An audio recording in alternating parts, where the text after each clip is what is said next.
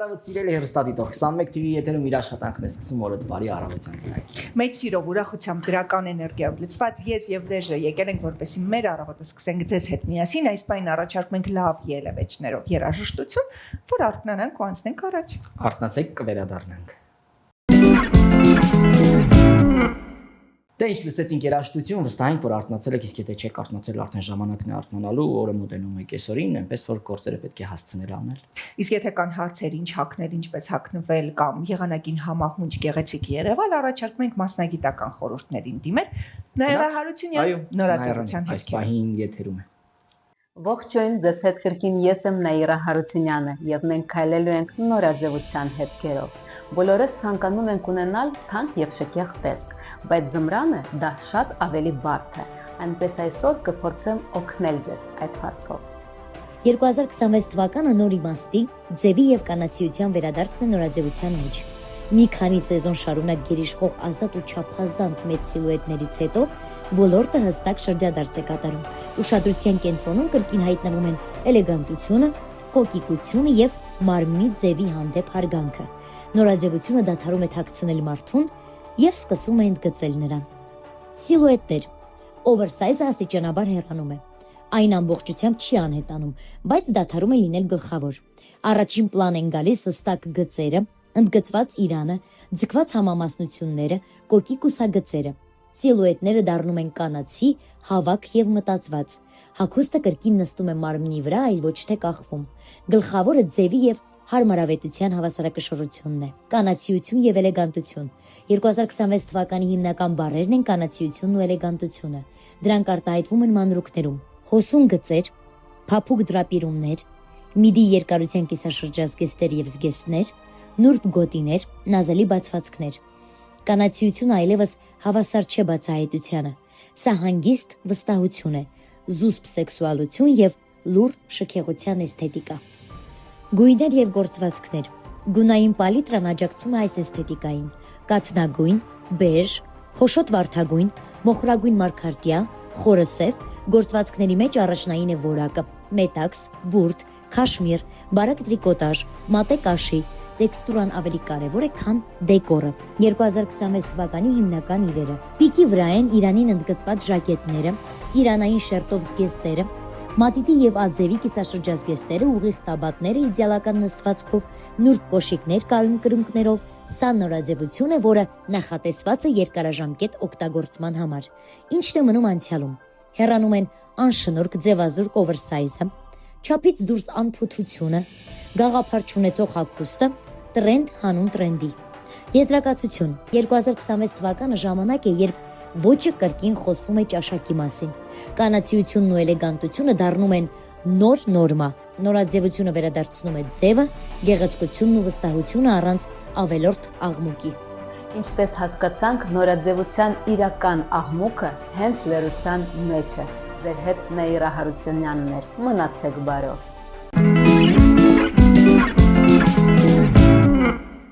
Վերադարձանք եւ հրաշալի նորություն ունենք առհասարակ մեզ համար, երբ իմանում ենք, որ կա պրեմիերա, այն էլ կինո աշխարհում, այնպիսի պրեմիերա, որը անդրադարձել է մեր ժամանակների հաղթանակին, 73 թվականի մեր ֆանտաստիկ հաղթանակին, ուրեմն արդեն տոն է բոլորիս համար։ Եվ բոլորս սպասում ենք չէ այդ հաղթանակին, որ կրկնվի եւս։ Անշուշտ, Վրեժ ջան, փետրվարի 5-ից մեծ էկրաններ է բարձրացել Արարատ 73 սպորտային դրաման։ Ֆիլմը բնականաբար նվիրված է մեր ֆուտբոլային թիմի հաղթանակին, ինչպես նաև Նիկիտա Սիմոնյան հանճարեղ մարդու կյանքին եւ թե ինչպես նա բերեց մեր թիմը դեպի հաղթանակ։ Եվ այդ մասին էլ կզրուցենք այս պահին իհարկե հյուրերի հետ, ովքեր տաղավարում են։ Սիրով ներկայացնեմ դերասաններին, մեր հյուրն է Սեյրան Մովսիսյանը, Նորայր Մեսրոպյանի դերակատարը, բարի Սեյրան ջան, ինչպես նաև Հայկ Աղաքարյանը, Սանասար Գևորգյանի դերակատարը։ Բարև ձեզ։ Բարի առավոտ։ Ուրախ ենք շատ, որ մեր տաղավարում եք եւ խոսելու ենք այս տոնական իրադարձության մասին։ Կուզենայի սկզբում իմանալ ինչ էր ձեզ համար առհասարակ լինել այս ֆիլմի մի մասնիկը, տարբերվում էր արդյոք այլ առաջարկներից որպես դերասան։ Համեցեք, Հայկ։ Հայկ ջան։ Իհարկե մեծ պատիվ էր, առաջին անգամ որ լսեցի առաջարկը ստացա, ասենց իմ մեջ ես զգացել եմ, որ կերտելու եմ մի կերպար, որը մեծ դեր է ունեցել Հայաստանի, ասեմ Հայաստանի, լավ, Հայաստանի ակումբներից մեկի կյանքում ու ընդհանրապես հայ ազգի համար մեծ պատվով եմ տարել այդ դերը ու շատ ուրախ եմ, որ այս պրոյեկտի մաս եմ կազմել։ Դժվարությունները շատ էին։ Շատ ֆուտբոլային նկարահանումները մի քիչ ենթադրում են իրենցից շատ բարդ, ասենց ասած, նկարահանումներ, որովհետև այդ ընթացքում ոչ միայն ֆուտբոլիստներ են եղել են նաև դերասաններ, ոնց որ sense փորձի փոխանակում են կարել միմյանց հետ, դերասանները մեզնից սովորել են ֆուտբոլային այս ֆուտբոլային լինելը, մենք դերասաններից ինչքանով դերասանային դերասաններ։ Այ հետաքրքիր է, ինձ հոգեբանական բնականաբար շատ մեծ ապրումներ ես ունեցել, երբ որ առաջարկել են ու մտածել ես, հենց միանգամից պատկերացրել ես քեզ այդ կերպարում եւ ինչներ, որ օրինակ ասենք քեզ խոչընդոտում էր եւ դա հաղթահարեցիր ընթացքում։ Ճիշտ ասած, սկզբից ուրիշ դերի համար են առաջարկել, ուրիշ ֆուտբոլիստի, հետո ընթացքում հենց եղավ, որ փոխվեց ինչ-ինչ պատճառներով ու չգիտեմ, sense իմ համար զուտ առաջնային sense մեծ պատիվ էր, որ այս ֆիլմում ես նկարահանվել եմ ու ինչ որ մասնիկ եմ կազմել։ Շատ ես ուսումնասիրել։ Հա, բավականին։ Բոլոր ֆուտբոլիստներին։ Սեյրան ջան, Երբ ինձ առաջին անգամ ասեցին կաստինգի համար զանգեցին, ես ու Սաշը իրար հետ էինք, զանգեցին, ասեցին Մարինաներ, Սեյրան ջան, ֆուտբոլ խաղալ գիտես, առաջին հարցը է։ Բայց դե փոքր ժամանակ խաղացել եմ, հա, բայց դրանից հետո չեմ խաղացել, բա Արադ 73-ի մասին ֆիլմ է նկարվելու, Մհեր Մկրտչյանն է լինելու ռեժիսորը, մի հատ եկեք կաստինգի։ Դե Սաշն էլ է հետս, հա, Սաշին էլ պիտի զանգի, երկուսով եկեք։ Գնացեք, ես դեռ չէի պատկերացնում։ Հա, դե գիտեի Արադ 73, բայց այդ առաջարկը որ եղավ չէի պատկերացնում, որ կանցնեմ, որովհետև ֆուտբոլ խաղացել եմ վերջին անգամ 11 տարեկանում։ Մի խոսքով գնացինք պարապմունքներ եւ այլն եւ հասկացանք, որ շատ բարդ ճանապարհ է մեզ սպասվում ու հասկացանք, որ անցել ենք։ Կաստինգը անցել ենք իհարկե Մհեր Մկրտչյանի շնորհիվ, որովհետև ասում էր Սաշը տախտակա, Սերոն Սաշից տախտակա, որ ֆուտբոլի առումով էլի։ բայց որպես դերասան։ Բայց դե որպես դերասան տախտակ են երկուսն էլ, բայց կվերցնենք։ Մի խոսքով եւ այդ ժամանակ, երբ որ սկսեցինք այդ թեմայի մեջ մտնել, այդ ժամանակ ես նոր սկսեցի գիտակցել, թե այսօր եմ հայտնվել լուրջ, այս ինչ հավես է, որ ես այստեղ եմ։ Իհարկե շատ բարդ է եղել, որովհետեւ Հրազդան ֆուտբոլիստները սովոր են նման բանի, հա, վազել այդքան երկար եւ այլն, բայց մենք համենայն դեպս ես իմ անունից խոսեմ, ինձ համար շատ բարդ էր Հրազդան մարզադաշտում այդքան վազելը։ Անկեղծ եմ ասում,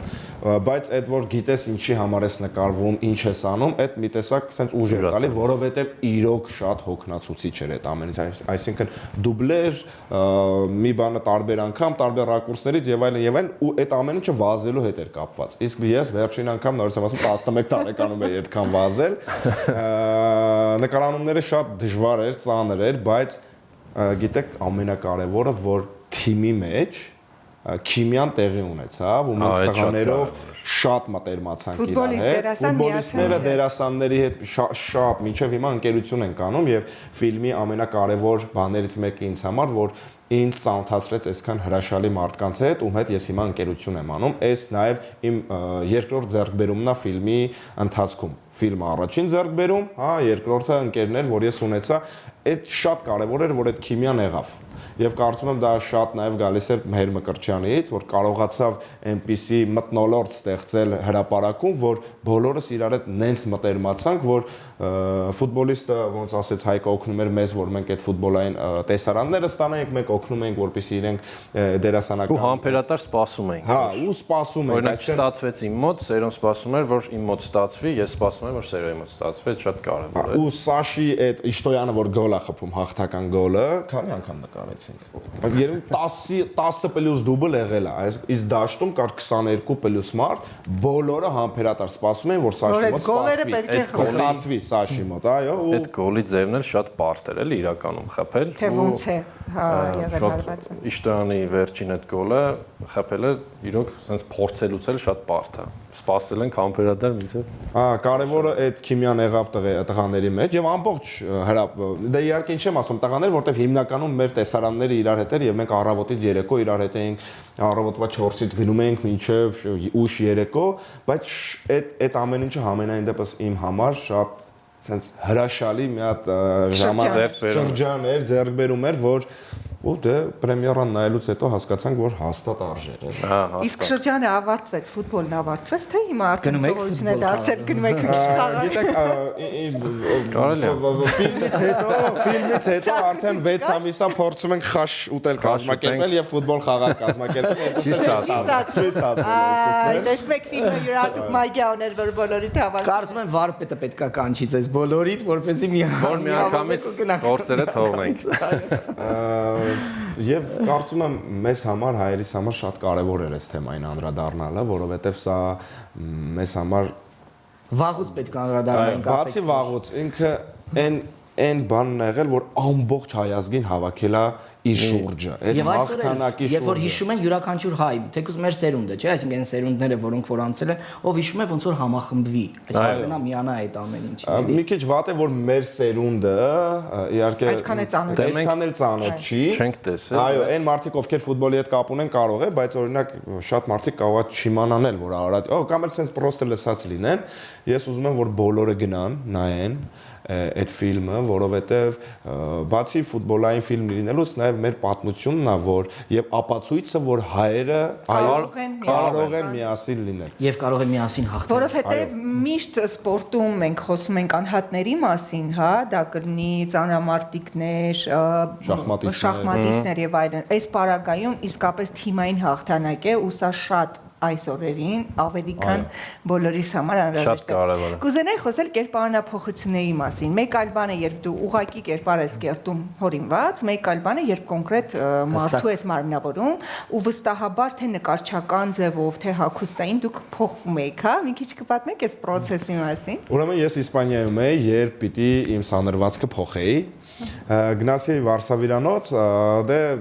եղբայրս բացատրեց ինչ բան պիտի կտրի, այդ տղան արաբ էր։ Ասաց, ի՞նչ ա եղել, սենց էլի, սենց կտրում, սենց որ թիվն ա։ Ես որ թիվն ա, 73։ Հա, 73 թիվն ա ու դե ասեցի ֆիլմի համար շատ ուրախացավ, իրեն կարևոր զգաց, որ ինքը պիտի սենց ֆիլմի համար ինչ որ սաներված տա ու հետո արդեն շատ բարդ էր սկզբի։ Ես ամաչում էի դուրս գայի, այսինքն երկար բակերով ամաչում էինք դուրս, ես ամենայն դեպս ամաչում էի դուրս գայի փողոց, բայց կամաց սենց ընկա հունի մեջ եւ մի օր բաների ժամանակ, նկարանումների ժամանակ հենց եկան ֆուտբոլիստները, դաշտ եկան մեզ տեսնելու, որպեսզի հանդիպենք, խոսենք եւ ինձ բախտ վիճակվեց Նորիկ Մեսրոպյանի հետ ծանոթանալ, խոսել։ Ասեցի, պարոն Մեսրոպյան, գիտեք չէ, այսօր այդ 11 մետրանոցի տեսարանն ենք անում, դե այդ ֆինալի ժամանակ, երբ որ մեզ գոլ են խփել, Նորայր Մեսրոպյանը 11 մետրանոց է արել, այսինքն տուգանք ա եղել եւ մեզ գոլ են խփել, ու ստացվում է, որ Նորայր Մեսրոպյանն է, ճակերտավոր, մեղավոր եղել, հա։ Ես նայեց որ ես ուրիշ բան չկա նկարել։ Ուրիշ բան չկա։ Էդի բայց ջեի։ Այդ հոգեբանությամբ է խաղացի, չէ՞։ Հա, ստիպված դե ինչ անեմ, բայց իրոք այդ մտնոլորտը բոլոր տղաները, բոլոր աղջիկները այդ հագուստներով, տենց բակերով, որ դու մտնում էիր նկարանման հրապարակ, արդեն ուզած հայտնվում էր 73 թիվ եւ նաև պատասխանատու էր, որ ես շատ երկար խոսեցինք պարոն Մեսրոպյանի հետ, ոնց ա եղել, ինչ ա եղել, համբերատար, ամեն ինչ պատմում էր, ոնց անես, ինչ անես, ոնց կխաղաս, ինչ կանես, ես ինչ էի զգում այն ժամանակ։ Իհարկե շատ ավելի այո բարդ է, երբ դու կերտում ես այն մարդուն, ով կա եւ ինքը անցել է այդ ճանապարհը։ Ուրիշ բան է, երբ որ կերպարը դու ես զրոյից հորինում, հա, բայց սա ավելի բարդ է եւ շատ հետաքրքիր աշխատանք էր, ասեմ, ինձ համար։ Այ հետաքրքիր է, այն որ ֆուտբոլի մեջ փայլում եք եւ հանգիստ կարող եք դրուկները կատարել մի բան է, իսկ երբ արդեն աշխատանք է ռեժիսորի հետ, որպես դերասան, այ ինչպիսի ապրումներ եք ունեցել եւ ոնց է այդ համագործակցությունը ստացվել։ Շատ ուրախալի, դե սկզբից մեր Մկրտչյանը այդքան տեղյակ չէր, որ հետևորդների քանակ ունեմ, զբաղվում եմ բլոգինգով ու այդ հնարքների մասով Հայաստանում մեծ այդպես պրոյեկտներ են իրականացնում։ Ասաց մի օր շնց ինձ նայեց, ասաց Հայկ, բայց քեզ այս պրոյեկտում օգտագործելու ենք մի ձև։ Ու հենց ֆիլմում այդպես մի հատ պահ կա, դե իհարկե այն բարդ հնարքներից չէ, բայց ֆիլմում հենց գեղեցիկ հնարք եմ կատարում, որը նաև իմ համար շատ մեծ պատիվ էր ու խոսակցություն գնաց, որ այն ժամանակ չի եղել ինչ որ հնարք, ասենց խոսակցություն գնաց, ասենց որոշեցինք փաստերով հասկացանք, որ եղել է ու ես այդ բազից շատ էի ուրախացել։ ռեժիսորի հետ մեծ պատիվ էր մեր Մկրտչյանի հետ աշխատել ու ինչպես նշեց Սերոն, որ դետալային ամեն ինչից բռնած այդ ամեն ինչը իրանք ստեղծել էին, որ չգիտեմ, գուլպաներից սկսած վերջացրած մեր շապիկները ամբողջությամբ բոլորը հիշեցնում էր 70-ական թվականները ու մի տեսակի շապիկ էլ չէ, էլի, մի քանի տեսակ մի հատն էլ ես տանը հենց ռամկայի մեջ ինչ վիդեո անում եմ, հիմա հետևում եմ։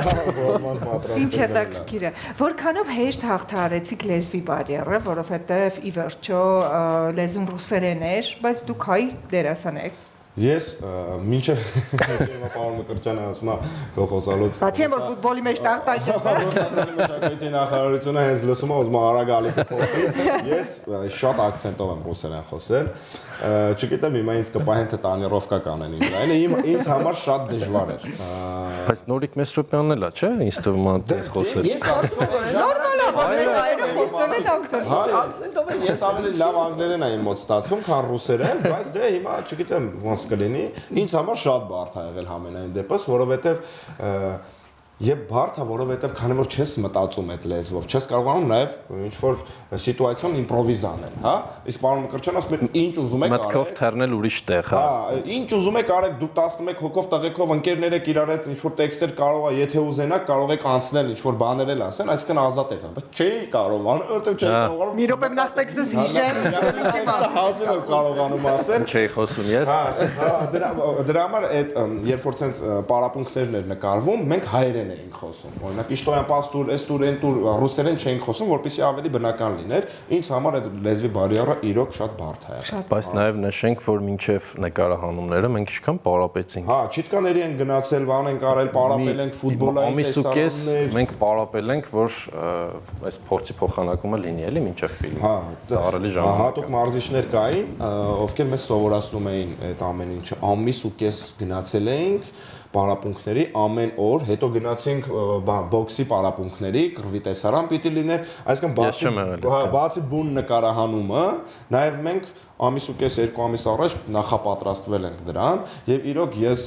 շնորհակալության խոսքս եմ ուզում հայտնել առաջինը պարոն Մկրտչյանին եւ հետո մնացած ողջ ստեղծագործական կազմին, որ պատիվ ունեցա խաղալու, որովհետեւ սա այո այն դերերից մեկն էր, որը շատ երկար ժամանակ կմնա իմ ռեպերտուարում, հիշողություններում, որովհետեւ վերջը նորեք մեզ միշտ, այո, միշտ։ Եվ որպես վերջաբան զրույցի, ինչու պիտի նայեն ռադիոթանասները։ Ինչու պիտի նայեն։ Ես այսպես եմ տեսնում, որ յուրաքանչյուր հիմա մի քիչ ավելի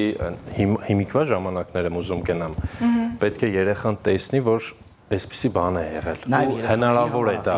Այո, տարիքային բան չէ։ 12+ էր գրված, բայց հանգիստ կարող է 7 տարեկան դրա համար հա։ ու այս նվաճումները շատ կարևոր են։ 73 այս ֆիլմը ասենց ասած հավաքված է 73 թվի շուրջ 70-ական, բայց ես դες ասենց մի հատ փաստել ասեմ, ասի հետո կկտրեմ իմ մոտ ստորի կանեմ, էլի 75 թվականին նոր սերոյի հետ էինք խոսում, որ Հրազդան մարզադաշտում Արարատի թիմը հյուրընկալել է Մյունխենի Բավարիային, Չեմպիոնների լիգայի 4-րդ եզրափակում։ Եվ գուշակեք, ով է հաղթել այդ խաղում։ Արարատը։ Իհարկե։ Եվ ով է գոլը խփել։ Արկադի Անդրեասյանը 35-րդ րոպեին, բայց ցավոք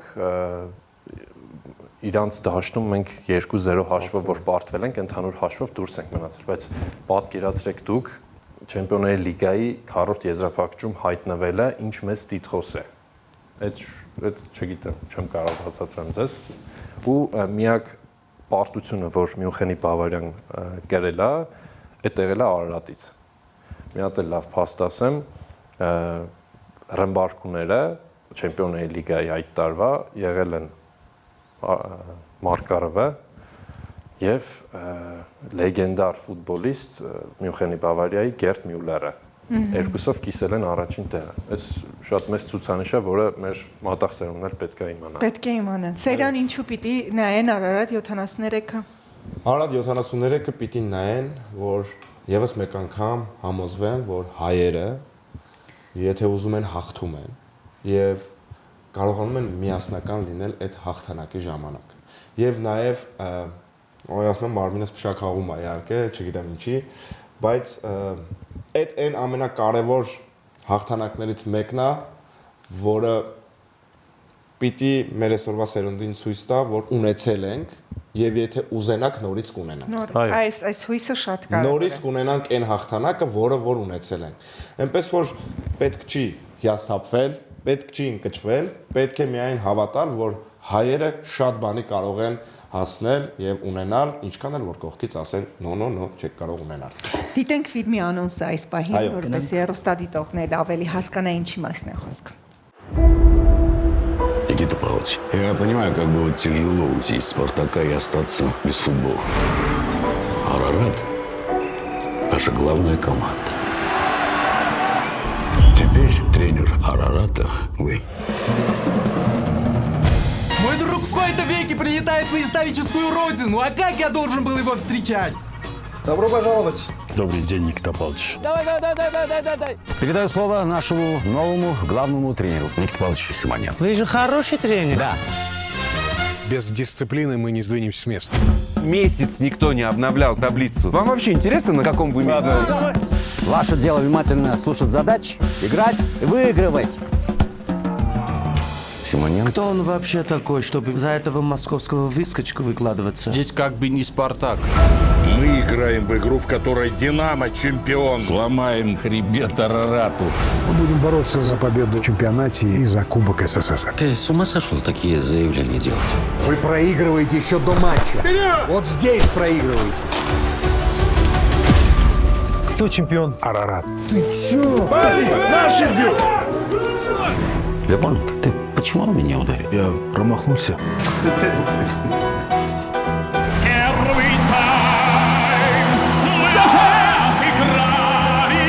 Тебя ждет успех. Докажи всем, что ты победитель. Давай! У вас прекрасная команда, Никита Павлович. А я буду вами гордиться. Издалека, тихонечко. Играйте сердцем. Нужно, чтобы через много лет кто-то сказал: они были, они сделали это для нас, для всех. Итак, Арарат Ереван, Динамо Киев. Дуэль непримиримых соперников за золотой дубль. Выиграть и кубок, и чемпионат.